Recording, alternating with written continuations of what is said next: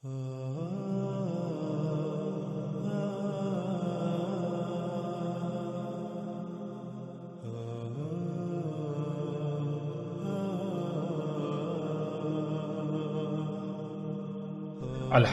ہم مختلف پہلوں سے دجال پر کھل کر بات کر چکے۔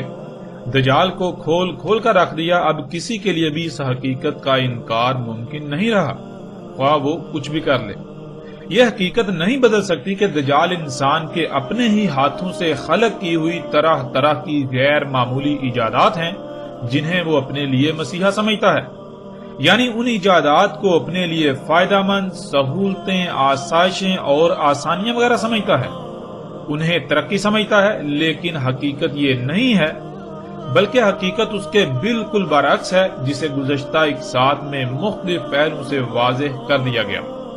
کہ یہ مسیحا نہیں بلکہ دجل ہے، یہ دجل عظیم ہے، یہ فساد عظیم ہے، جس کی وجہ سے آج دنیا پر طرح طرح کی تباہیاں مسلط ہو چکی ہیں، جن سے آج کوئی ایک بھی مخلوق محفوظ نہیں رہی اور محفوظ نہیں ہے، اور اسی کی وجہ سے یہی زمین ان قریب وہ جہنم بن جائے گی جس کا وعدہ انسانوں سے کیا گیا۔ ناظرین، اتنا کچھ کھلنے کے باوجود ہم مزید ایسے پہلو پر بھی بات کریں گے کہ جو لوگ اپنی جہالت کی بنا پر اب تک اپنی ضد پر قائم ہیں کہ یہ دجال نہیں، حالانکہ ان کے پاس ایک بھی دلیل نہیں ہے سوائے ضد، حسد، بغض اور دشمنی کے، لیکن ان لوگوں کی جہالت کو مد نظر رکھتے ہوئے، یا پھر وہ لوگ جو ابھی تک علماء نامی جہلاء امام الدجال طبقے کے دجل کا شکار ہیں، ان کے لیے اس جہالت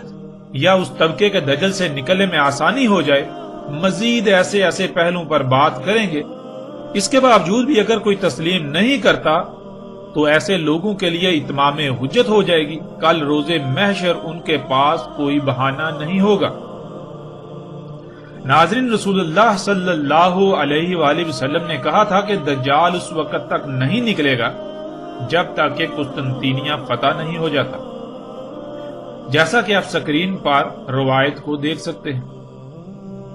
رسول اللہ صلی اللہ علیہ وآلہ وسلم نے کہا، نہیں نکلے گا دجال یہاں تک کہ فتح ہو جائے قسطنطینیہ۔ ناظرین، اس روایت کے علاوہ بھی کئی کتب روایات جنہیں کتب احادیث کہا جاتا ہے، ان میں ایسی روایات موجود ہیں جن میں رسول اللہ صلی اللہ علیہ وآلہ وسلم کے یہی الفاظ موجود ہیں۔ پھر اس کے علاوہ بھی رسول اللہ صلی اللہ علیہ وآلہ وسلم نے کہا تھا کہ تم ہند پر چڑھائی کرو گے، اسے فتح کرو گے، اور ہند اس وقت تک تمہارے قبضے میں رہے گا جب تک کہ دجال نہیں نکل آتا، یعنی جب دجال نکل آئے گا تو اس کے بعد ہند تمہارے قبضے سے نکل جائے گا۔ جیسے ہی ہم آگے بڑھیں گے تو اس روایت پر باقاعدہ تفصیل سے بات ہوگی۔ ناظرین، ہم ان دونوں موضوعات پر بات کریں گے تاکہ حق مزید کھل کر واضح ہو جائے۔ اب سوالات یہ پیدا ہوتے ہیں کہ قسطنطینیہ کیا ہے، اور کیا قسطنطینیہ فتح ہو چکا یا پھر قسطنطینیہ نے فتح ہونا ہے؟ اگر تو قسطنطینیہ فتح ہو چکا تو پھر بلا شک و شبہ دجال کا خروج ممکن ہو چکا، اور اگر قسطنطینیہ فتح نہیں ہوا تو پھر دجال کے خروج کا تو سوال ہی پیدا نہیں ہوتا۔ پھر ناظرین، ہند کیا ہے؟ کیا ہند موجودہ بھارت یعنی انڈیا کو کہتے ہیں؟ کیا غزوہ ہند ہو چکا یا پھر مستقبل میں ہونا ہے؟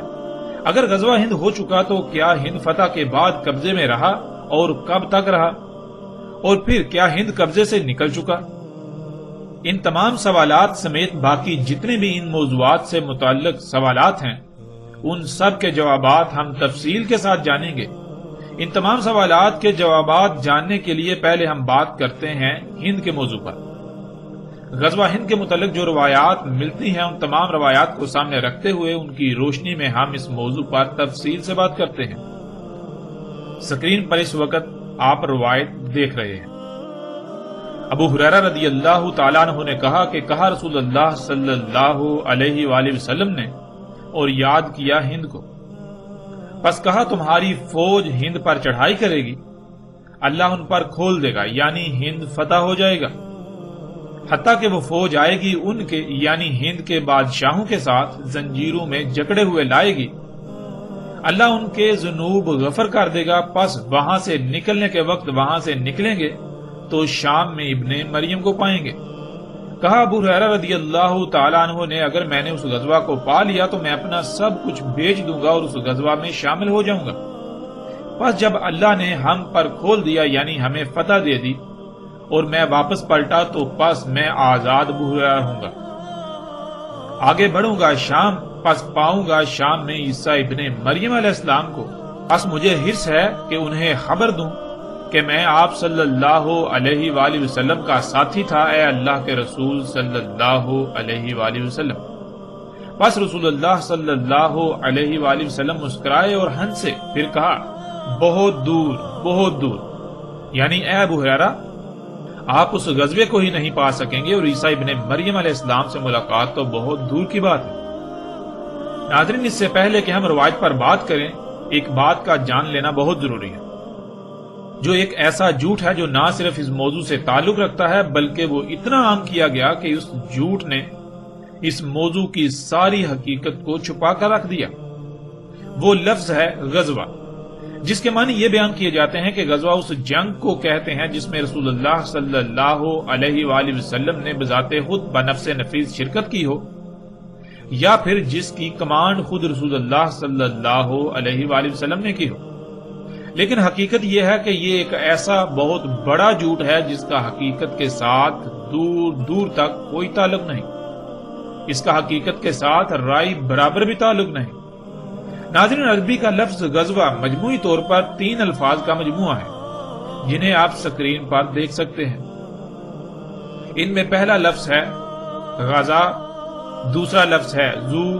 اور تیسرا لفظ جو کہ ایک حرف پر مشتمل ہے جو کہ ساکت تے ہے۔ غزا کے معنی ہے آغاز کرنا، پہل کرنا، شروع یا ابتدا کرنا، اور زو کے معنی چڑھنا، چڑھائی کرنا وغیرہ، اور اس مقام کی طرف اشارہ کرتا ہے جس کے بارے میں بات کی جا رہی ہوتی ہے۔ اگر جس کے بارے میں بات کی جا رہی ہو اس کا نام آگے موجود ہو تو نہیں بلکہ تے کا استعمال ہوگا، تے استعمال کیا جائے گا، کیونکہ عربی میں تے براہ راست اس شے یا عوامل کے لیے استعمال ہوتی ہے جن کا ذکر کرنا مقصود ہو۔ اگر نام یا براہ راست اس شے کا ذکر نہ ہو تو محض اس کی طرف اشارہ کرنے کے لیے تے کی بجائے ساکت تے یعنی کا استعمال ہوگا۔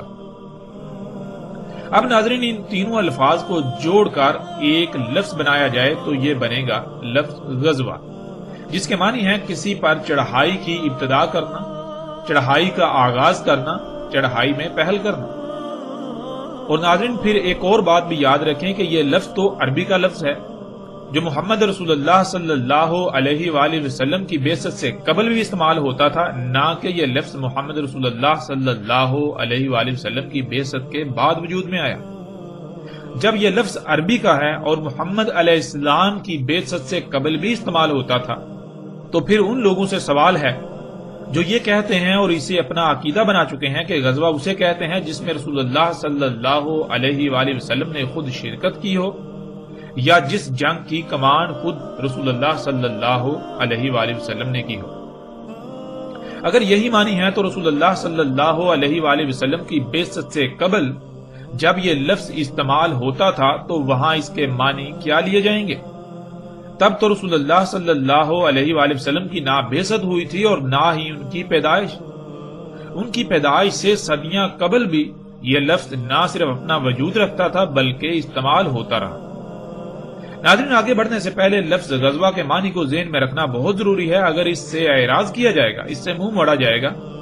تو آپ حق کو سمجھنے کے بجائے الٹا اپنے پہلے سے اخذ کیے ہوئے نظریات سے باہر نہیں نکل سکیں گے اور حق کی پہچان بالکل ناممکن ہو جائے گی۔ اب آتے ہیں اس روایت کی طرف۔ ناظرین، اس روایت کی بنیاد پر آج آپ کو یہ بات اکثر سننے کو ملے گی جو کہ آج ایک عقیدے و نظریے کی حیثیت اختیار کر چکی ہے کہ جو گروہ یا فوج غزوہ ہند کرے گی یعنی ہند پر چڑھائی کرے گی، وہی گروہ لوگ یا فوج یہاں سے فتوحات کرتے ہوئے شام جائیں گے، اور جب شام پہنچیں گے وہ گروہ شام پہنچے گا تو وہاں عیسیٰ ابن مریم علیہ السلام کو پائیں گے۔ عیسیٰ ابن مریم علیہ السلام چونکہ آخر الزمان میں قرب قیام الساعت آئیں گے اس لیے غزوہ ہند بھی ابھی مستقبل میں ہونا ہے۔ ناظرین، یہ ایک بہت ہی خطرناک عقیدہ ہے جس کی نہ تو کوئی بنیاد ہے اور نہ ہی اس میں ایک رائے برابر بھی حقیقت ہے۔ اس کے باوجود غزوہ ہند کے نام پر آج تک نہ صرف دھوکہ دیا جاتا رہا بلکہ آج بھی دھوکہ دیا جا رہا ہے۔ بلا شک و شبہ اس روایت میں ایسا تاثر ملتا ہے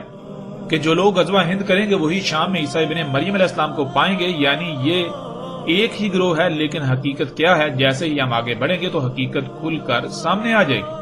وہ ایک نہیں بلکہ الگ الگ دو گروہ ہیں۔ اب ناظرین، سب سے پہلی بات یہ ہے کہ غزوہ ہند کرنے والے کون ہوں گے؟ کیا کوئی تنظیم ہوگی، کوئی جماعت یا گروہ ہوگا؟ کچھ لوگوں کا غزوہ ہند کے نام پر گروہ وغیرہ ہوگا یا پھر کوئی فوج ہوگی؟ تو اس سوال کا جواب صراحت کے ساتھ اسی روایت میں موجود ہے کہ وہ ایک جیش ہوگی، جیسا کہ سکرین پر آپ ان الفاظ کو دیکھ سکتے ہیں۔ اور جیش عربی میں کہتے ہیں ریاستی فوج کو، یعنی ریاست کی فوج کو۔ مثلا جیسے ریاست پاکستان کی فوج، ریاست سعودی عرب کی فوج، ریاست ایران کی فوج، یا دنیا میں جتنے بھی ممالک یعنی ریاستوں کی افواج ہیں، ریاستی فوج کو عربی میں جیش کہتے ہیں۔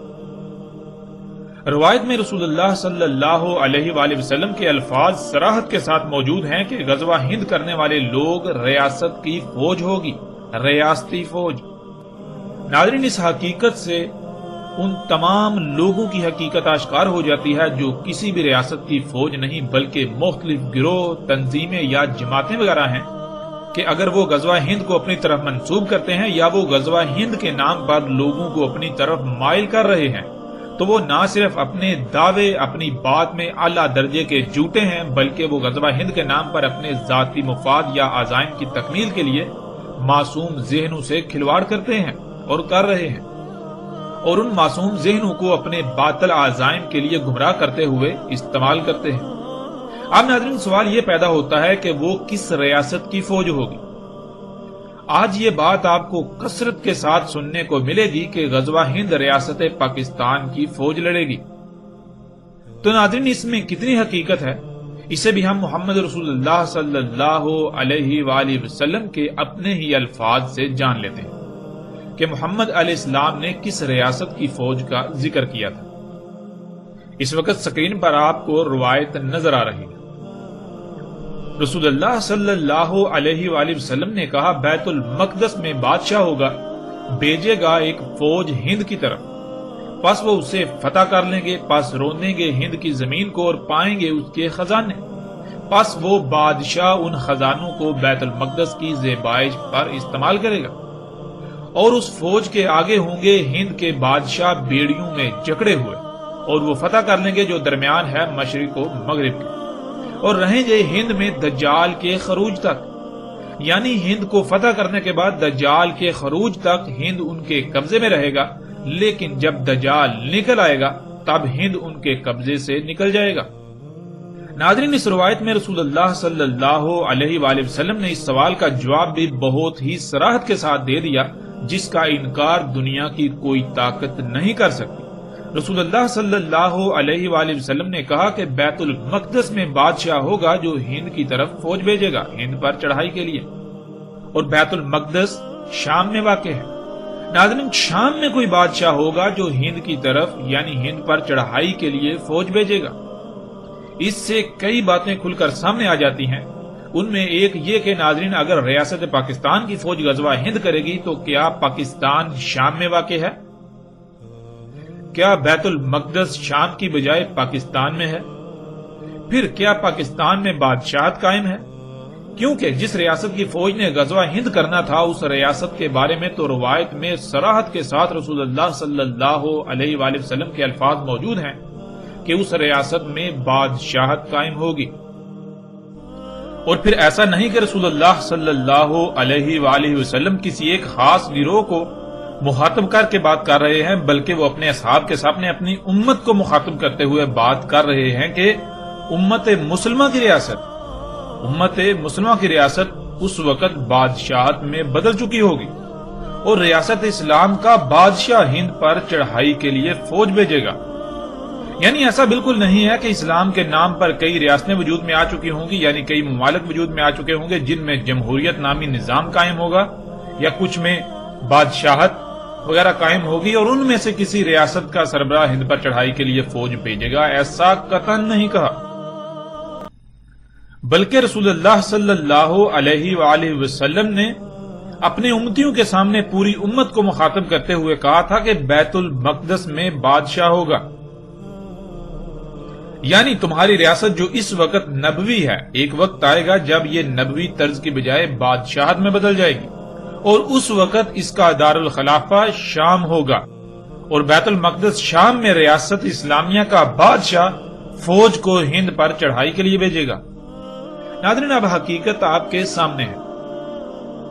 پھر یہاں ایک اور سوال ان لوگوں سے بھی ہے جو یہ عقیدہ و نظریہ رکھتے ہیں کہ ہند کو فتح کرنے والا گروہ فتوحات کرتے ہوئے شام پہنچے گا تو وہاں عیسیٰ ابن مریم علیہ السلام کو پائے گا۔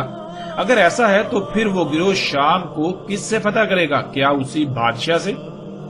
روایت میں تو صراحت کے ساتھ یہ مذکور ہے، رسول اللہ صلی اللہ علیہ وآلہ وسلم کے یہ الفاظ موجود ہیں کہ شام سے فوج آئے گی ہند پر چڑھائی کرنے کے لیے، یعنی شام پہلے ہی قبضے میں ہوگا، نہ صرف قبضے میں ہوگا بلکہ وہ ریاست کا دارالخلافہ ہوگا، وہ اسلامی ریاست کا دارالخلافہ ہوگا۔ ایسا نہیں ہوگا کہ ہند سے شام کی طرف فوج جائے گی، اس لیے ایسے لوگوں کو بھی اپنی اصلاح کرنے کی ضرورت ہے جو ایسے عقائد و نظریات کے ساتھ جی رہے ہیں کہ وہ ایک ہی گروہ ہوگا جو پہلے ہند فتح کرے گا، پھر فتوحات کرتے ہوئے شام پہنچے گا تو وہاں عیسیٰ ابن مریم علیہ السلام کو پائے گا۔ ایسا قطعاً نہیں ہونے والا، نہ ہوگا اور نہ ہی ہونے والا ہے۔ ناظرین، پیچھے یہ بات ہو چکی کہ ایسا نظریہ پیچھے بیان کردہ روایت کو نہ سمجھنے کی وجہ سے وجود میں آیا، لیکن اس کی حقیقت کیا ہے؟ اب ہم آتے ہیں اس کی طرف کہ کیا وہ ایک ہی گروہ ہوگا جو ہند کو فتح کرے گا اور وہی گروہ فتوحات کرتے ہوئے شام پہنچے گا تو وہاں پر عیسیٰ ابن مریم علیہ السلام کو پائے گا؟ کیونکہ اگر ایک ہی گروہ ہوگا تو بلا شک و شبہ غزوہ ہند مستقبل میں ہوگا، کیونکہ جب ایک ہی گروہ ہوگا، اسی گروہ کی عیسیٰ ابن مریم علیہ السلام سے ملاقات ہوگی تو پھر ظاہر ہے عیسیٰ ابن مریم علیہ السلام تو مستقبل میں قرب قیامت الساعہ آنا ہے، اس لیے پھر غزوہ ہند بھی مستقبل میں ہی ہوگا۔ ناظرین، حقیقت یہ ہے کہ وہ ایک گروہ نہیں بلکہ دو الگ الگ گروہ ہوں گے، اور ایسا کیوں سمجھ لیا گیا کہ وہ ایک ہی گروہ ہوگا؟ اس کی حقیقت پر بھی بات کرتے ہیں، جیسا کہ آپ سکرین پر روایت کو دیکھ سکتے ہیں۔ ابو ہریرہ رضی اللہ تعالیٰ عنہ نے کہا کہ کہا رسول اللہ صلی اللہ علیہ وآلہ وسلم نے اور یاد کیا ہند کو، پس کہا تمہاری فوج ہند پر چڑھائی کرے گی، اللہ ان پر کھول دے گا، یعنی ہند فتح ہو جائے گا، حتیٰ کہ وہ فوج آئے گی ان کے یعنی ہند کے بادشاہوں کے ساتھ زنجیروں میں جکڑے ہوئے لائے گی انہیں، اللہ ان کے ذنوب غفر کر دے گا۔ پس وہاں سے نکلنے کے وقت وہاں سے نکلیں گے تو شام میں ابن مریم کو پائیں گے۔ کہا ابو ہریرہ رضی اللہ تعالیٰ عنہ نے اگر میں نے اس غزوہ کو پا لیا تو میں اپنا سب کچھ بیچ دوں گا اور اس غزوہ میں شامل ہو جاؤں گا۔ پس جب اللہ نے ہم پر کھول دیا یعنی ہمیں فتح دے دی اور میں واپس پلٹا تو پس میں آزاد ابو ہریرہ ہوں گا، آگے بڑھوں گا شام، پس پاؤں گا شام میں عیسیٰ ابن مریم علیہ السلام کو۔ پس مجھے حس ہے کہ انہیں خبر دوں کہ میں آپ صلی اللہ علیہ وآلہ وسلم کا ساتھی تھا، اے اللہ کے رسول صلی اللہ علیہ وآلہ وسلم، یعنی اے عیسیٰ ابن مریم علیہ السلام۔ پس رسول اللہ صلی اللہ علیہ وآلہ وسلم مسکرائے اور ہنسے، پھر کہا بہت دور بہت دور، یعنی اے ابو ہریرہ آپ اس غزوے کو نہیں پا سکیں گے اور عیسیٰ ابن مریم علیہ السلام سے ملاقات تو بہت دور کی بات ہے۔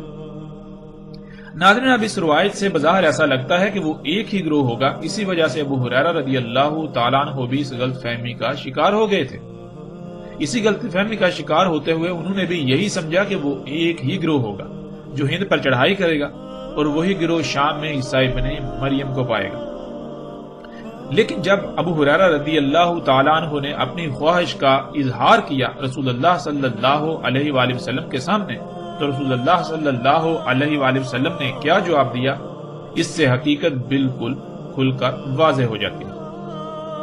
ابو ہریرہ رضی اللہ تعالیٰ عنہ کے الفاظ کو دیکھیے اور پھر رسول اللہ صلی اللہ علیہ وآلہ وسلم کے جواب۔ کہا ابو ہریرہ رضی اللہ تعالیٰ عنہ نے اگر میں نے اس غزوہ کو پا لیا تو میں اپنا سب کچھ بیچ دوں گا اور اس غزوہ میں شامل ہو جاؤں گا۔ پس جب اللہ نے ہم پر کھول دیا یعنی ہمیں فتح دے دی اور میں واپس پلٹا تو پس میں آزاد ابو ہریرہ ہوں گا، آگے بڑھوں گا شام، پس پاؤں گا شام میں عیسیٰ ابن مریم علیہ السلام کو، پس مجھے حرص ہے کہ انہیں خبر دوں کہ میں آپ یعنی محمد علیہ السلام کا ساتھی تھا، اے اللہ کے رسول عیسیٰ ابن مریم علیہ السلام۔ پس رسول اللہ صلی اللہ علیہ وآلہ وسلم مسکرائے اور کہا بہت دور بہت دور، یعنی جب رسول اللہ صلی اللہ علیہ وآلہ وسلم نے ہند کو یاد کرتے ہوئے غزوہ ہند یعنی ہند پر چڑھائی کرنے کا ذکر کیا اور آگے عیسیٰ ابن مریم علیہ السلام کا بھی ذکر کیا تو ابو ہریرہ رضی اللہ تعالیٰ عنہ غلط فہمی کا شکار ہو گئے اور وہ یہ سمجھ بیٹھے کہ ایک ہی گروہ ہوگا جو ہند پر چڑھائی کرے گا اور وہی گروہ جب شام پہنچے گا تو وہاں عیسیٰ ابن مریم علیہ السلام کو پا لے گا۔ اور پھر جب ابو ہریرہ رضی اللہ تعالی عنہ نے رسول اللہ صلی اللہ علیہ وآلہ وسلم کے سامنے اپنی اس خواہش کا اظہار کیا کہ ان کی خواہش ہے کہ وہ اس غزوہ کو پا لیں، اس میں اگر وہ بچ جائیں زندہ بچ جائیں اور پھر جب شام پہنچے تو وہاں وہ عیسیٰ علیہ السلام سے ملاقات کریں، ان کو پا لیں، تو رسول اللہ صلی اللہ علیہ وآلہ وسلم کو اس بات کا علم ہو گیا، یہ علم ہو گیا کہ ابو ہریرہ رضی اللہ تعالی عنہ غلط فہمی کا شکار ہو گئے ہیں اور وہ یہ سمجھ رہے ہیں کہ وہ ایک ہی گروہ ہوگا۔ تو اس وقت رسول اللہ صلی اللہ علیہ وآلہ وسلم نے ان کی یہ غلط فہمی دور کرنے کے لیے اپنی اس بات کی مزید وضاحت کر دی کہ وہ ایک نہیں بلکہ دو مختلف گروہ ہوں گے، اور وہ ایک ہی وقت نہیں بلکہ مختلف اوقات میں وہ گروہ ہوں گے، جیسا کہ آپ سکرین پر روایت کو دیکھ رہے ہیں۔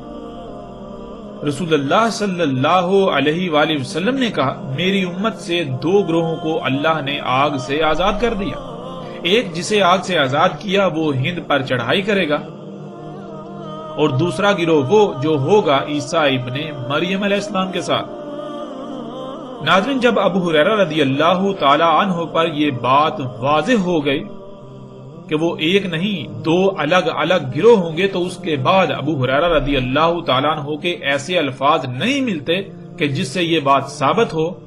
کہ اس کے بعد بھی ابو ہریرہ رضی اللہ تعالیٰ عنہ نے اپنی اسی خواہش کا ذکر کیا ہو، اسی خواہش کا اظہار کیا ہو۔ ابو ہریرہ رضی اللہ تعالیٰ عنہ نے صرف رسول اللہ صلی اللہ علیہ وآلہ وسلم کے سامنے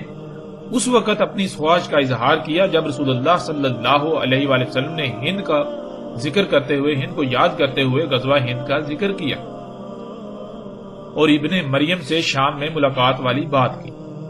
اور رسول اللہ صلی اللہ علیہ وآلہ وسلم کو اسی وقت ادراک ہو گیا کہ ابو ہریرہ رضی اللہ تعالیٰ عنہ یہ سمجھ رہے ہیں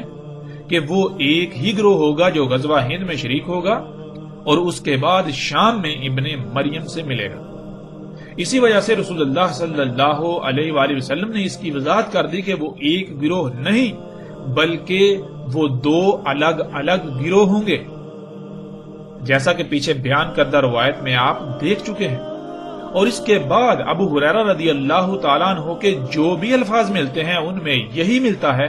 کہ ابو ہریرہ رضی اللہ تعالیٰ عنہ نے اس کے بعد کبھی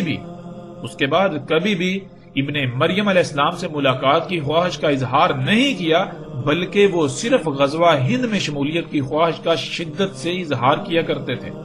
جس سے یہ بھی ثابت ہو جاتا ہے کہ ابو ہریرہ رضی اللہ تعالیٰ عنہ کو یقین تھا اور علم تھا کہ غزوہ ہند اتنا قریب ہے کہ ہو سکتا ہے وہ اتنی زندگی پا لیں کہ اس میں شریک ہو سکیں۔ اور جب غور کریں تو یہ بات ثابت بھی ہو جاتی ہے کہ ابو ہریرہ رضی اللہ تعالیٰ عنہ اپنی خواہش کا جو اظہار کرتے تھے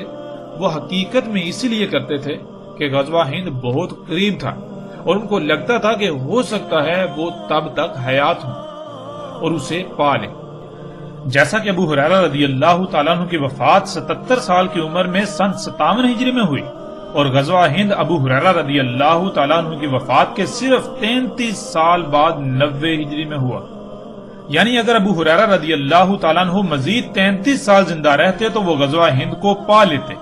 یہی وہ وجہ تھی جس وجہ سے ابو ہریرہ رضی اللہ تعالیٰ عنہ اپنی اس خواہش کا اظہار کیا کرتے تھے، کیونکہ انہیں اس بات کا علم تھا کہ غزوہ ہند قریب ترین ہونے والے واقعات میں سے ایک ہے۔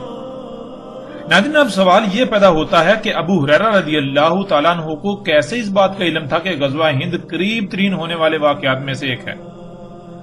کہ ہو سکتا ہے کہ وہ اسے پا لیں؟ تو اس کا جواب بھی بالکل واضح ہے۔ جیسا کہ سکرین پر آپ روایت کو دیکھ رہے ہیں۔ ابو ہریرہ رضی اللہ تعالیٰ عنہ نے کہا ہم سے وعدہ لیا یا وعدہ کیا رسول اللہ صلی اللہ علیہ وآلہ وسلم نے غزوہ ہند یعنی ہند پر چڑھائی کرنے کا، بس اگر میں نے اسے پا لیا خرچ کروں گا اس میں اپنی جان اور اپنے مال کو، بس اگر قتل ہو گیا تو ہوں گا افضل الشہداء سے، اور اگر واپس پلٹا میں ہوں گا آزاد کر دیا گیا ابو ہریرہ، یعنی جہنم کی آگ سے آزاد کر دیا گیا۔ ناظرین، اس روایت میں بالکل صراحت کے ساتھ واضح ہے کہ ابو ہریرہ رضی اللہ تعالیٰ عنہ یہ کہہ رہے ہیں کہ رسول اللہ صلی اللہ علیہ وآلہ وسلم نے ان سے ہند پر چڑھائی کرنے کا وعدہ لیا۔ مطلب یہ کہ رسول اللہ صلی اللہ علیہ وآلہ وسلم اپنے اصحاب کو یہ بتا رہے ہیں کہ ہند پر چڑھائی تمہاری زندگیوں میں ہی ہوگی، تو اس وقت تک تم میں سے جو زندہ رہے تو وہ وعدہ کرے کہ ہند پر چڑھائی کرنے والوں میں شامل ہوگا، شمولیت اختیار کرے گا۔ پھر کئی روایات ایسی ہیں جن میں رسول اللہ صلی اللہ علیہ وآلہ وسلم کے واضح ترین الفاظ موجود ہیں کہ رسول اللہ صلی اللہ علیہ وآلہ وسلم نے کہا تھا کہ آج جو آنکھ کھلی ہے وہ 100 سال تک بند ہو جائے گی۔ یعنی بہت سی روایات میں یہ بات صراحت کے ساتھ ملتی ہے کہ رسول اللہ صلی اللہ علیہ وآلہ وسلم نے کہا تھا کہ میرے اصحاب 100 سال تک زندہ رہیں گے، 100 سال بعد میرے اصحاب میں سے کوئی زندہ نہیں رہے گا، جس سے یہ بات بالکل کھل کر واضح ہو جاتی ہے کہ غزوہ ہند رسول اللہ صلی اللہ علیہ وآلہ وسلم کے بعد 100 سال کے اندر اندر ہونا تھا، اور جب غزوہ ہند 100 سال کے اندر اندر ہونا تھا تو اس وقت رسول اللہ صلی اللہ علیہ وآلہ وسلم کے کئی اصحاب کا زندہ ہونا اور اس میں شرکت کرنا بھی لازم تھا۔ ناظرین، یہ وہ وجہ تھی جس وجہ سے ابو ہریرہ رضی اللہ تعالیٰ عنہ نے غلط فہمی دور ہونے کے بعد کبھی بھی عیسیٰ ابن مریم علیہ السلام سے ملاقات کی خواہش کا اظہار نہیں کیا، بلکہ الٹا اس کے برعکس غزوہ ہند میں شمولیت کا شدت سے اظہار کیا کرتے تھے، اس لیے کہ انہیں اس بات کا یقین تھا کہ غزوہ ہند 100 سال کے اندر اندر ہونا ہے، ہو سکتا ہے وہ اتنی عمر پا لیں، اگر اتنی عمر پا لیں تو وہ اس میں ہر صورت شامل ہوں گے اور اپنا مال اپنی جان سب کچھ وہ اس میں خرچ کر دیں گے۔ ناظرین، اب اگر دیکھا جائے تو رسول اللہ صلی اللہ علیہ وآلہ وسلم نے ایک نہیں کئی مواقع پر یہ بات کہی کہ میرے اصحاب 100 سال تک زندہ رہیں گے، تو کیا ابو ہریرہ رضی اللہ تعالیٰ عنہ کو اس بات کا علم نہیں تھا کہ وہ پیچھے جو عمر پا چکے اس کے علاوہ وہ اگر زندہ رہتے ہیں تو زیادہ سے زیادہ 100 سال؟ جب انہیں اس بات کا علم تھا اور پھر غزوہ ہند اگر آخر الزمان میں جا کر ہونا تھا، قرب قیامت الساعۃ کے قریب ہونا تھا، تو پھر وہ کیسے اپنی اس خواہش کا اظہار کر سکتے ہیں؟ جبکہ انہیں اس بات کا علم ہے کہ وہ زیادہ سے زیادہ 100 سال زندہ رہ سکتے ہیں، لیکن غزوہ ہند 100 سال بعد یعنی کہ صدیوں بعد جا کے ہوگا۔ جب انہیں اس بات کا علم تھا تو پھر اس کے باوجود وہ کیوں شدت سے اپنی اس خواہش کا اظہار کیا کرتے تھے؟ یہ بات بالکل واضح ہے، اس لیے کہ انہیں اس بات کا علم تھا کہ غزوہ ہند 100 سال کے اندر اندر ہونا ہے، نہ کہ اس کے بعد۔ اور رسول اللہ صلی اللہ علیہ وآلہ وسلم کی وفات کے بعد جب کبھی بھی ابو ہریرہ رضی اللہ تعالیٰ عنہ نے اپنی اس خواہش کا اظہار کیا تو اس میں کبھی بھی عیسیٰ ابن مریم علیہ السلام سے ملاقات کی خواہش کا اظہار نہیں کیا، بلکہ انہوں نے صرف اور صرف غزوہ ہند میں شمولیت کے خواہش کا اظہار کیا، جیسا کہ آپ ان روایات میں دیکھ سکتے ہیں۔ رسول اللہ صلی اللہ علیہ وآلہ وسلم نے کہا، میری امت سے 2 گروہوں کو اللہ نے آگ سے آزاد کر دیا، ایک جسے آگ سے آزاد کیا وہ ہند پر چڑھائی کرے گا، اور دوسرا گروہ وہ جو ہوگا عیسیٰ ابن مریم علیہ السلام کے ساتھ۔ ابو ہریرہ رضی اللہ تعالیٰ عنہ نے کہا، ہم سے وعدہ کیا یا ہم سے وعدہ لیا رسول اللہ صلی اللہ علیہ وآلہ وسلم نے غزوہ ہند کا یعنی ہند پر چڑھائی کا، پس اگر میں نے اسے پا لیا خرچ کر دوں گا اس میں اپنی جان اور اپنے مال کو، پس اگر قتل ہو گیا تو ہوں گا افضل الشہداء سے، اور اگر واپس پلٹا پس میں ہوں گا آزاد کر دیا گیا ابو ہریرہ، یعنی جہنم کی آگ سے آزاد کر دیا گیا۔ ابو ہریرہ رضی اللہ تعالیٰ عنہ نے کہا، مجھے بتایا ایک واقعہ میرے دوست نے جس کی ہر بات سچی ہوتی ہے اللہ کے رسول صلی اللہ علیہ وآلہ وسلم نے۔ کہ انہوں نے کہا ہوگا اس امت میں بیس کیا جائے گا سندھ اور ہند کی طرف، یعنی لشکر کو فوج کو بھیجا جائے گا سندھ اور ہند کی طرف، پس اگر میں نے اسے پا لیا پس میں شہید ہو گیا، پس وہی ہوا یعنی جو رسول اللہ صلی اللہ علیہ وسلم نے کہا افضل الشہداء سے، اور اگر میں واپس پلٹا پس میں یہ الفاظ ذکر کروں گا اور میں آزاد ابو ہریرہ، تحقیق مجھے آزاد کر دیا گیا آگ سے، یعنی جہنم کی آگ سے۔ ناظرین اب فیصلہ آپ خود کر سکتے ہیں کہ آیا وہ ایک ہی گروہ ہوگا یا پھر وہ دو الگ الگ گروہ ہوں گے۔ یہ فیصلہ آپ کے اختیار میں، حقیقت ہر لحاظ سے آپ پر کھل کر واضح ہو چکی، یہ بات کھل کر ہر لحاظ سے واضح ہو چکی کہ وہ ایک نہیں بلکہ دو الگ الگ گروہ ہوں گے اور دو مختلف اوقات میں۔ ان میں سے ایک ریاست کی فوج ہوگی اور دوسرا وہ گروہ ہوگا، وہ لوگ ہوں گے جو عیسیٰ ابن مریم علیہ السلام کو پہچان کر ان کا ساتھ دیں گے، ان کے ساتھی ہوں گے۔ جب اس بات کی وضاحت ہو گئی تو ابو ہریرہ رضی اللہ تعالیٰ عنہ پر بھی یہ حقیقت واضح ہو گئی۔ اسی وجہ سے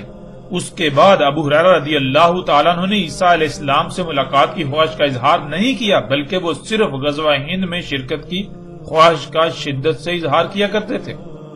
جیسا کہ آپ ان روایات میں دیکھ چکے ہیں، جس سے یہ بات بالکل صراحت کے ساتھ واضح ہو جاتی ہے کہ غزوہ ہند بہت ہی قریب ہونے والے مارکوں میں سے ایک تھا، یعنی ابو ہریرہ رضی اللہ تعالیٰ عنہ کو یہ یقین تھا کہ غزوہ ہند 100 سال کے اندر اندر ہونا ہے۔ اگر وہ اس وقت تک زندہ رہے، انہوں نے اس غزوے کو پا لیا تو وہ اس میں شرکت کریں گے، اپنا سارا مال اس میں خرچ کر دیں گے، اپنی جان تک اس میں خرچ کر دیں گے، لیکن وہ اسے نہ پا سکے کیونکہ وہ اس سے پہلے ہی وفات پا گئے۔ اب ناظرین جیسے رسول اللہ صلی اللہ علیہ وآلہ وسلم نے کہا تھا بالکل ویسا ہی ہوا۔ رسول اللہ صلی اللہ علیہ وآلہ وسلم نے کہا تھا کہ خلافت علی منہاج النبوہ یعنی نبوت کی طرز پر خلافت رہے گی، یعنی جو نائبیت ہے وہ رہے گی 30 سال۔ مطلب یہ کہ جو ریاست میں قائم کر کے جا رہا ہوں یہ ہے نبوی ریاست، اور میرے بعد یہ ریاست نبوی طرز پر رہے گی 30 سال، اس کے بعد خلافت بادشاہت میں بدل جائے گی، یعنی جیسا نظام ریاست رسول اللہ صلی اللہ علیہ وآلہ وسلم وضع کر کے گئے تھے ویسا صرف 30 سال تک چلے گا، اس کے بعد اس کے برعکس بادشاہت قائم ہو جائے گی۔ خلافت علی منہاج النبوہ میں ریاست کے سربراہ کے لیے مشاورت کا حکم ہے کہ خلیفہ مومنوں کی مشاورت سے آنا چاہیے، یعنی جو ریاست کا سربراہ ہے وہ مومنوں کی مشاورت سے آنا چاہیے، اور اس کے برعکس بادشاہت کہتے ہیں نسل در نسل اقتدار کے منتقل ہونے کو، اور بالکل یہی ہوا۔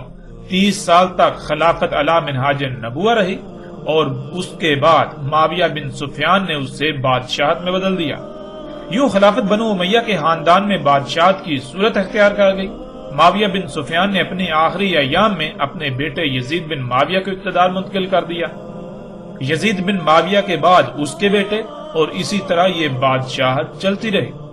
اسی دوران نہ صرف ریاست اسلامیہ کا دارالخلافہ شام تھا بلکہ ایک ایسا بادشاہ آیا جس کا نام عبد الملک بن مروان تھا۔ شام میں موجود بادشاہ عبد الملک بن مروان نے ریاستی فوج کو سندھ اور ہند پر چڑھائی کے لیے بھیجا، اور حیران کن طور پر اس وقت سندھ اور ہند میں بھی بادشاہتیں قائم تھیں۔ اس فوج نے نہ صرف سندھ اور ہند کو فتح کیا بلکہ اس کے بادشاہوں کو، اس کے امراء کو بیڑیوں میں جکڑ کر شام میں موجود بادشاہ کے سامنے پیش کیا، یعنی بالکل ویسا ہی ہوا، وہی ہوا جس کا ذکر محمد رسول اللہ صلی اللہ علیہ وآلہ وسلم نے کیا تھا، اور پھر کئی صدیاں تک ہند انہی کے قبضے میں رہا یہاں تک کہ دجال کا خروج نہیں ہو گیا۔ ناظرین آپ یہ جان کر چونک جائیں گے کہ جسے آج آپ صنعتی انقلاب کا نام دیتے ہیں، جسے صنعتی انقلاب کا نام دیا جاتا ہے، صنعتی انقلاب جو کہ دجال ہے، ہم پیچھے ہر لحاظ سے ہر پہلو سے واضح کر چکے گزشتہ ایک ساتھ میں۔ اس کی ابتدا برطانیہ سے ہوئی۔ دجال کے خروج کے بعد برطانیہ ہی وہ واحد ملک تھا جس نے ہند کو مسلمانوں سے ان کے ہند پر کئی صدیوں کے قبضے کے بعد چھین لیا، یوں ہند مسلمانوں کے قبضے سے نکل گیا۔ اب ناظرین، جب رسول اللہ صلی اللہ علیہ وآلہ وسلم نے بالکل صراحت کے ساتھ یہ کہا تھا کہ ہند اس وقت تک تمہارے قبضے میں رہے گا جب تک کہ دجال نہیں نکل آتا، جب دجال نکل آئے گا تو ہند تمہارے قبضے سے نکل جائے گا، تو پھر یہ کیسے ہو سکتا ہے کہ ہند کو قبضے سے نکلے ہوئے بھی صدی سے زائد کا عرصہ گزر چکا، یہاں تک کہ اب تو ہند کا وجود تک بھی مٹ چکا اور دجال ابھی تک نکلا ہی نہیں؟ یہ کیسے ہو سکتا ہے؟ کیا نعوذ باللہ محمد اللہ کے رسول جھوٹے تھے؟ کیا انہوں نے جھوٹ کہا تھا؟ کیا انہوں نے جھوٹ کہا تھا کہ ان کی بات پوری نہ ہوئی؟ کیونکہ جب ہند کو قبضے سے نکلے ہوئے بھی ایک صدی سے زائد کا عرصہ گزر چکا تو پھر دجال کیوں نہ نکلا؟ رسول اللہ صلی اللہ علیہ وآلہ وسلم کے الفاظ کے مطابق تو دجال ہند کے قبضے سے نکلنے سے پہلے نکلنا تھا، دجال کا خروج ہند قبضے سے نکلنے سے پہلے ہونا تھا۔ ہند قبضے سے نکلے صدی سے زائد عرصہ گزر چکا، لیکن سب کے سب خود کو مومن و مسلم کہلوانے والے آج بھی دجال کے انتظار میں ہیں۔ آخر ایسا کیوں؟ پھر ناظرین، یہاں قادیانی لوگوں کو بھی غور و فکر کی ضرورت ہے کہ عیسیٰ ابن مریم علیہ السلام نے دجال کے خاتمے کے وقت آنا تھا، نہ کہ دجال کے اوائل میں۔ یعنی عیسیٰ ابن مریم علیہ السلام کی موجودگی میں دجال کا خاتمہ ہونا تھا، نہ کہ عیسیٰ ابن مریم علیہ السلام کے گزر جانے کے بعد بھی دجال دنیا میں دندناتا پھرتا۔ عیسیٰ ابن مریم علیہ السلام کے بعد صرف 7 کا قیام ہونا تھا، یعنی دنیا میں ایک عظیم زلزلے سے تمام انسانوں کا خاتمہ، یا پھر عیسیٰ ابن مریم علیہ السلام چونکہ اللہ کے رسول ہوں گے، اور قرآن میں اللہ سبحانہ تعالیٰ بالکل واضح کہتے ہیں کہ اللہ سبحانہ تعالیٰ اس وقت تک کسی قوم کو عذاب نہیں دیتا، اللہ تعالیٰ اس وقت تک عذاب نہیں لاتا جب تک کہ رسول بھیج کر حجت نہ پوری کرنا، اور رسول کی موجودگی میں عذاب آتا ہے، رسول اور اس کے ساتھیوں کو اس عذاب سے بچا لیا جاتا ہے، جیسے کہ آپ کے سامنے قرآن میں بہت ساری مثالیں موجود ہیں۔ مثلا آپ نوح علیہ السلام کو دیکھ سکتے ہیں، آپ صالح علیہ السلام کو دیکھ سکتے ہیں، آپ ابراہیم علیہ السلام کو دیکھ سکتے ہیں، آپ لوط علیہ السلام کو دیکھ سکتے ہیں، آپ موسیٰ علیہ السلام کو دیکھ سکتے ہیں، آپ عیسیٰ علیہ السلام کو دیکھ سکتے ہیں۔ اس طرح آپ کو ہر رسول کی زندگی میں بالکل واضح یہ چیز ملے گی۔ تو پھر غلام احمد قادیانی کیسے عیسیٰ ابن مریم یا مثل عیسیٰ ابن مریم ہو سکتا ہے؟ یہ ممکن ہی نہیں کہ غلام قادیانی عیسیٰ ابن مریم یا مثل عیسیٰ ابن مریم تھا۔ حقیقت کیا ہے؟ اللہ کے فضل سے جیسے جیسے ہم آگے بڑھیں گے تو حقیقت ہر لحاظ سے کھل کر سامنے آ جائے گی، لیکن یہاں یہ جان لیں کہ غلام احمد قادیانی نہ عیسیٰ ابن مریم تھا، نہ مثل عیسیٰ، اور نہ ہی مہدی وغیرہ تھا، اور نہ ہی دنیا کی کوئی طاقت اسے عیسیٰ، مثل عیسیٰ یا مہدی ثابت کر سکتی ہے۔ قادیانی لوگوں کو غور و فکر کی دعوت دی جاتی ہے، غور و فکر کیجئے، اللہ کے فضل سے عن قریب وہ حقائق بھی آپ کے سامنے آئیں گے کہ کوئی قادیانی بھی اس بات کا انکار نہیں کر سکے گا۔ اور ناظرین، پھر تاریخ گواہ ہے جتنے بھی رسول آئے ان کی زندگی میں انہیں تکذیب و تضلیل کا نشانہ بنایا گیا، اور انہی کی زندگی میں انہیں اللہ نے سچا ثابت کر دکھایا۔ جیسے اللہ نے ہر شے سے اسی کا جوڑا خلق کیا، جس طرح انسانوں کے نزدیک زمین پر یوم کا جوڑا لیل اور نہار خلق کیا گیا۔ یوم کی ابتدا لیل یعنی اندھیرے سے ہوتی ہے، پھر بالآخر اندھیرے کو روشنی کے سامنے پسپا ہونا پڑتا ہے۔ بالکل اسی طرح ہر رسول کی زندگی میں بھی 2 مرحلے آئے۔ پہلا مرحلہ جو صرف خالص دعوت پر مبنی تھا، جس میں ہر رسول کو جن کی طرف اسے بھیجا گیا یا انہیں بھیجا گیا ان کی طرف سے تکذیب و تضلیل کا سامنا کرنا پڑا، لیکن دوسرے مرحلے میں دشمنوں کو بھی یا تو انہیں تسلیم کرنا پڑا، یا پھر اللہ نے اپنے عذاب کا فیصلہ سنا کر رسول اور اس کے ساتھیوں کو اس عذاب سے بچا کر رسول کی صداقت کی گواہی دے دی، اور پھر مجبوراً سب کو رسول کو تسلیم کرنا پڑا، اور پھر ہر رسول کے بعد ان کی دعوت لفظ با لفظ سچی ثابت ہوئی، جس وجہ سے بعد والے بھی انہیں تسلیم کرنے پر مجبور ہو گئے کہ واقعتاً فلاں اللہ کا رسول تھا، یعنی اللہ کا ہی بھیجا ہوا تھا۔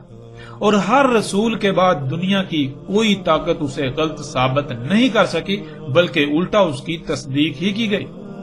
کوئی ایک بھی ایسا رسول نہیں ہے جو واقعتاً اللہ کا رسول تھا لیکن بعد میں کسی نے اسے غلط ثابت کیا ہو، کیونکہ یہ ممکن ہی نہیں۔ اللہ اپنے بندوں کو یعنی اللہ اپنے غلاموں کو رسوا نہیں کرتا۔ اور اسی طرح اگر غلام احمد قادیانی سچا تھا تو کیا اس کے ساتھ بھی وہی کچھ ہوا جو گزشتہ رسولوں کے ساتھ ہو چکا؟ ایسا قطعاً نہیں ہوا۔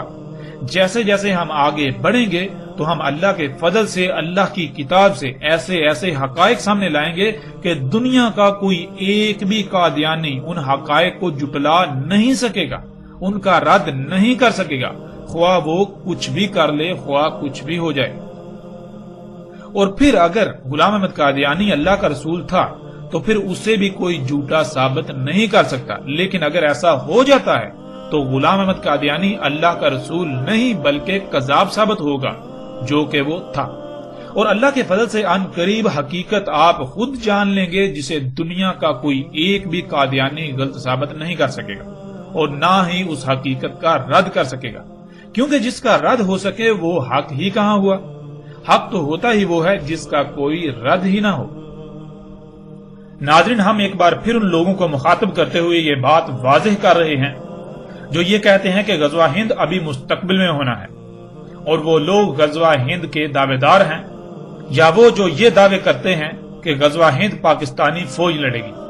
یہ نہ صرف بہت بڑا جھوٹ ہے بلکہ یہ ایک ایسا دھوکہ ہے جو کہ دجل عظیم ہے، کیونکہ آپ اس روایت میں دیکھ سکتے ہیں جب ابو ہریرہ رضی اللہ تعالیٰ عنہ نے غزوہ ہند کا ذکر کیا تو کیا کہا؟ ابو ہریرہ رضی اللہ تعالیٰ عنہ نے کہا، مجھے بتایا ایک واقعہ میرے دوست نے جس کی ہر بات سچی ہوتی ہے، اللہ کے رسول صلی اللہ علیہ وآلہ وسلم نے۔ انہوں نے کہا، ہوگا اس امت میں، یعنی غزوہ ہند اس امت میں ہوگا، بیس کیا جائے گا سندھ اور ہند کی طرف، یعنی سندھ اور ہند کی طرف لشکر بھیجا جائے گا، فوج بھیجی جائے گی۔ پس اگر میں نے پا لیا اسے، پس میں شہید ہو گیا، پس وہی ہوا،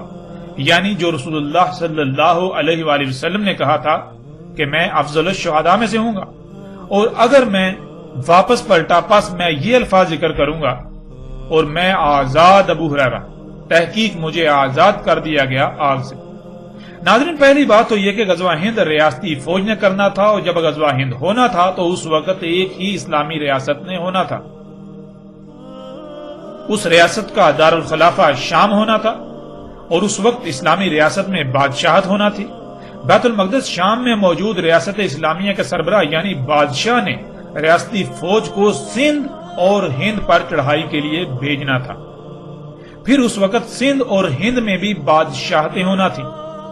سندھ اور ہند کے بادشاہوں کو اس فوج نے بیڑیوں میں جکڑ کر بیت المقدس شام میں بادشاہ کے سامنے پیش کرنا تھا۔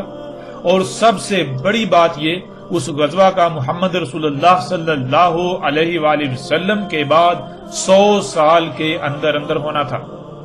بالکل 100% یہ ماضی میں ہو چکا، جیسے رسول اللہ صلی اللہ علیہ وآلہ وسلم نے کہا، بالکل عین اسی طرح ہوا، عین اسی طرح یہ ہو چکا۔ ناظرین، جو لوگ غزوہ ہند پاکستان سے کروانے کے دعوے دار ہیں وہ جان بوجھ کر یہ باتیں چھپا دیتے ہیں کہ غزوہ ہند کرنے والی فوج نے ہند پر چڑھائی کرنے سے پہلے سندھ پر چڑھائی کرنا تھی۔ اس فوج نے سندھ اور ہند کے باہر عرب سے آنا تھا، اور پاکستان تو بذات خود ماضی کے سندھ اور ہند کے علاقوں پر مشتمل ریاست ہے۔ آج تک یہ عام عوام کو اتنے عظیم دھوکے میں مبتلا کر کے اپنے ذاتی مفاد اور اپنے خود ساتہ عزائم پورے کرنے کی غرض سے محمد رسول اللہ صلی اللہ علیہ وآلہ وسلم کی ذات پر جھوٹ باندھتے رہے، بہتان عظیم باندھتے رہے، لیکن انہیں بالکل بھی شرم نہ آئی، انہیں بالکل بھی احساس نہ ہوا کہ یہ کتنا بڑا جرم کر رہے ہیں۔ محمد رسول اللہ صلی اللہ علیہ وآلہ وسلم نے اپنی طرف جھوٹ منسوب کرنے والوں کو سخت ترین عذاب کی بشارت سنائی تھی، لیکن ان لوگوں کو اس کی پرواہ کیوں کر ہوگی؟ کیونکہ ان کی حقیقت تو آپ پر پہلے ہی گزشتہ ایک ساتھ میں بالکل واضح ہو چکی، کھل چکی کہ یہ لوگ امام الدجال ہیں، وہ لوگ جنہوں نے آج تک دجال پر پردہ ڈالے رکھا۔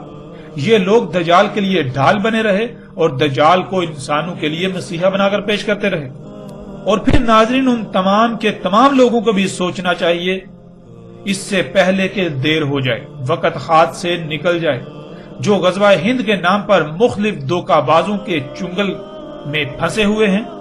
جو ان کے دجل کا شکار ہو کر ان کے مذموم مقاصد کو پروان چڑھانے میں اعلی کار بن رہے ہیں، جان لو ہر لحاظ سے حق تم پر واضح ہو چکا۔ آج تم حق سے اعراض تو کر سکتے ہو، لیکن کل کو تمہارے پاس کوئی عذر نہ ہوگا۔ آج وقت ہے، فیصلہ تمہارے اپنے ہاتھ میں ہے۔ اپنی آنکھیں کھولو اس سے پہلے کہ وہ وقت آ جائے جب سوائے پچھتاوے کے کچھ نہ رہے۔ اور پھر یہ بھی جان لیں کہ رسول اللہ صلی اللہ علیہ وآلہ وسلم نے جس وقت کہا تھا، اس وقت ہند مشرکین کے قبضے میں تھا، اور اس وقت ہند اپنا وجود رکھتا تھا۔ اب جب کہ رسول اللہ صلی اللہ علیہ وسلم یہ کہہ رہے ہیں کہ تم ہند پر چڑھائی کرو گے، تو پھر یہ ذہن میں رکھیں کہ جب بھی ہند پر چڑھائی ہوگی، یعنی کہ جب پہلی بار جب ہند پر یعنی کہ جب ریاست اسلام کی طرف سے ہند پر چڑھائی ہوگی تو اس کا ذکر کیا جا رہا ہے۔ ہرگز ایسا نہیں کہا رسول اللہ صلی اللہ علیہ وسلم نے کہ تم ہند پر چڑھائی کرو گے، اس کے بعد ہند فتح کر لو گے، پھر تم ہند میں رہو گے اس وقت تک جب تک ہند تمہارے قبضے سے نکل نہیں جاتا۔ پھر جب ہند تمہارے قبضے سے نکلے گا پھر وہ مختلف ٹکڑوں میں تقسیم ہو جائے گا، یعنی ممالک میں تقسیم ہو جائے گا۔ تو ہند جو ہے وہ سری لنکا، بنگلہ دیش، نیپال، انڈیا اور پاکستان، ان ممالک کی صورت میں تقسیم ہو جائے گا۔ تو اس وقت تم جو ہے ان میں سے جو انڈیا نامی خطہ ہے اس پر چڑھائی کرو گے، ایسا قطعاً کہیں بھی رسول اللہ صلی اللہ علیہ وآلہ وسلم نے نہیں کہا۔ آج ہند کا وجود ہی نہیں، آج ہند کا وجود ہی نہیں ہے۔ دنیا کا نقشہ اٹھا کر دیکھیں تو دنیا کے نقشے سے آپ کو ہند نہیں ملے گا، آپ کو پاکستان ملے گا، آپ کو انڈیا ملے گا، آپ کو نیپال ملے گا، آپ کو سری لنکا ملے گا، آپ کو بنگال ملے گا، بنگلہ دیش ملے گا۔ تو ناظرین، آج پہلی بات تو یہ کہ ہند کا وجود ہی ختم ہو چکا۔ رسول اللہ صلی اللہ علیہ وآلہ وسلم نے ہند پر چڑھائی کا کہا تھا، نہ کہ بنگلہ دیش یا انڈیا یا نیپال یا سری لنکا کا کہا۔ ہند کا آج وجود ختم ہو چکا، جو کچھ ہونا تھا وہ ماضی میں ہو چکا۔ آج وہ لوگ جو غزوہ ہند کے نام پر معصوم ذہنوں سے کھلواڑ کر رہے ہیں،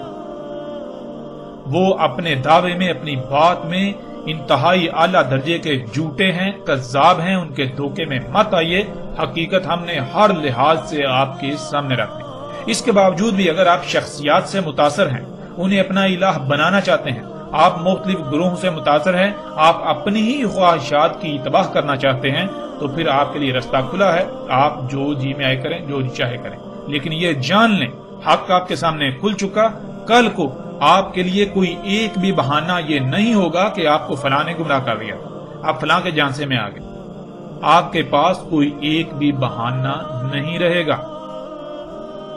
اب اس موضوع کے آخر میں ان تمام لوگوں سے سوال کیا جاتا ہے کہ جب رسول اللہ صلی اللہ علیہ وآلہ وسلم کے الفاظ کے عین مطابق سندھ اور ہند پر چڑھائی ہوئی، اسے فتح کیا گیا، وہ صدیوں تک مسلمانوں کے قبضے میں رہا، بالآخر وہ قبضے سے نکل گیا۔ جب قبضے سے نکلا تو ہند کا وجود ختم ہو گیا، پھر وہ ہند نہیں رہا۔ اور رسول اللہ صلی اللہ علیہ وآلہ وسلم نے کہا تھا کہ ہند تمہارے قبضے سے اس وقت تک نہیں نکلے گا جب تک کہ دجال نہیں نکلا تھا۔ دجال کے نکلنے کے بعد ہند تمہارے قبضے سے نکلے گا۔ تو غور کریں، ہند قبضے سے نکلے ہوئے ایک صدی سے زائد کا عرصہ گزر چکا، یہاں تک کہ ہند کا وجود ہی مٹ چکا۔ تو پھر دجال کہاں گیا؟ کیا رسول اللہ صلی اللہ علیہ وآلہ وسلم نے جھوٹ کہا تھا؟ قطعاً نہیں، قطعاً نہیں، قطعاً نہیں۔ رسول اللہ صلی اللہ علیہ وآلہ وسلم نے ایک ایک بات سچ کہی تھی، اور الحمدللہ اللہ کے فضل سے ہم نے اللہ کے رسول محمد علیہ السلام کی ایک ایک بات کی تصدیق کر دی اور ایک ایک بات کی تصدیق کر رہے ہیں۔ دجال کا خروج تو کب کا ہو چکا، اب تو دجال کے خاتمے کا وقت بھی سر پر آ چکا ہے، اور آپ عنقریب اپنی آنکھوں سے دجال کا خاتمہ ہوتا ہوا دیکھیں گے۔